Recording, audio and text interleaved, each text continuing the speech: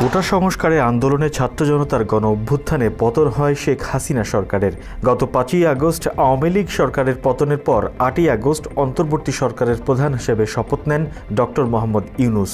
এরপর তার নেতৃত্বে গঠন করা হয় অন্তর্বর্তী সরকারের উপদেষ্টা পরিষদ।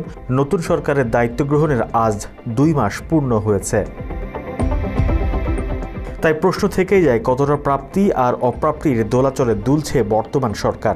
বর্তমান আইনশৃঙ্খলা ও বিচার ব্যবস্থা থেকে শুরু করে বিভিন্ন সেক্টরে সংস্কার করছেন নতুন সরকার। রাষ্ট্র সংস্কার ও অর্থনীতি পুনর্গঠনে জোর দিয়েছে অন্তর্বর্তীকালীন সরকার। স্বৈরশাসনের অবসানের পর মানুষের মধ্যে জেগে উঠেছে রাষ্ট্র সংস্কার ও অর্থনীতি পুনরুদ্ধার করে একটি বৈষম্যহীন গণতান্ত্রিক বাংলাদেশ গঠনের ব্যাপারে বিপুল আশা ও উদ্দীপনা। দীর্ঘ স্বৈরশাসনে দেশের প্রতিষ্ঠানগুলো ধ্বংসপ্রায়, আইনশৃঙ্খলা ও বিচার ব্যবস্থা ভেঙে পড়েছে, রাজনৈতিক পৃষ্ঠপোষকতায় লুণ্ঠনে অর্থনীতিও একেবারে ভঙ্গুর অবস্থা। সেই জায়গাগুলো সংস্কারে জোরদার করা হয়েছে। পরিবর্তন করা হচ্ছে স্বৈরশাসকদের নিয়োগপ্রাপ্ত সব কর্মকর্তা, প্রশাসক ও বিচার বিভাগেও। প্রতিটি প্রতিষ্ঠানকে পুনর্গঠন করতে উদ্যোগ নেওয়া হচ্ছে।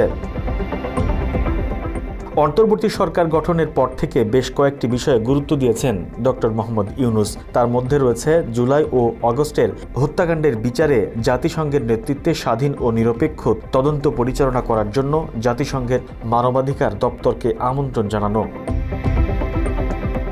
শহীদ ও আহত ব্যক্তিদের পূর্ণাঙ্গ তালিকা তৈরির উদ্যোগ, সেই সঙ্গে শহীদদের পরিবারের দেখাশোনার জন্য একটি ফাউন্ডেশন তৈরির উদ্যোগ, ব্যাংকগুলোকে বড় বড় ঋণখেলাপি এবং লুটেরা ব্যবসায়ী গোষ্ঠীর দখল থেকে মুক্ত করে পরিচালনা পরিষদ পুনর্গঠন, দুর্নীতি ও অর্থ পাচারে অভিযুক্ত প্রভাবশালী 150 ব্যক্তির তালিকা তৈরি এবং 79 জনের বিরুদ্ধে ইতিমধ্যে অনুসন্ধান শুরু হয়েছে।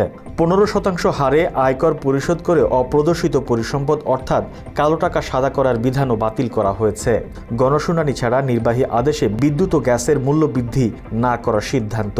এছাড়া বলপূর্বক গুম হওয়া থেকে সব ব্যক্তির সুরক্ষার জন্য আন্তর্জাতিক সনদে স্বাক্ষর ও বিগত সরকারের আমলে সংগঠিত গুমের ঘটনা তদন্ত করার জন্য একটি কমিশন গঠন করা হয়েছে। দেশের সার্বিক অর্থনৈতিক অবস্থা তুলে ধরতে একটি শ্বেতপত্র প্রকাশ প্রণয়ন কমিটি গঠন।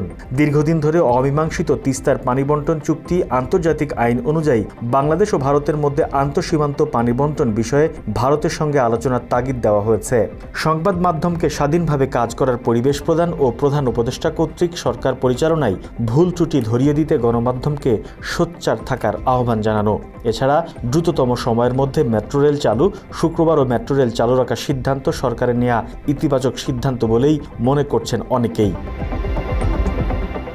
অন্তর্বর্তী সরকারের নেতিবাচক কিছু সিদ্ধান্ত ছিল, যা ছিল বিতর্কিত। গণ অভ্যুত্থানের সময় আহত ব্যক্তিদের চিকিৎসার সব ধরনের দায়িত্ব নেওয়ার ঘোষণা দিলেও তা বাস্তবায়নে সমস্যা রয়ে গেছে।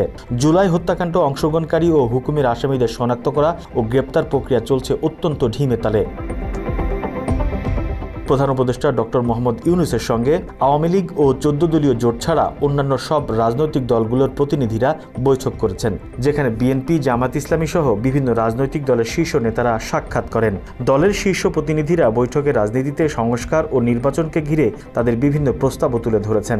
দেশের সার্বিক পরিস্থিতি, সংস্কার এবং আগামী জাতীয় নির্বাচন নিয়েও আলোচনা চলছে রাজনৈতিক দলগুলোর সঙ্গে। শাহরিয়ার রাজ, বাংলা এডিশন।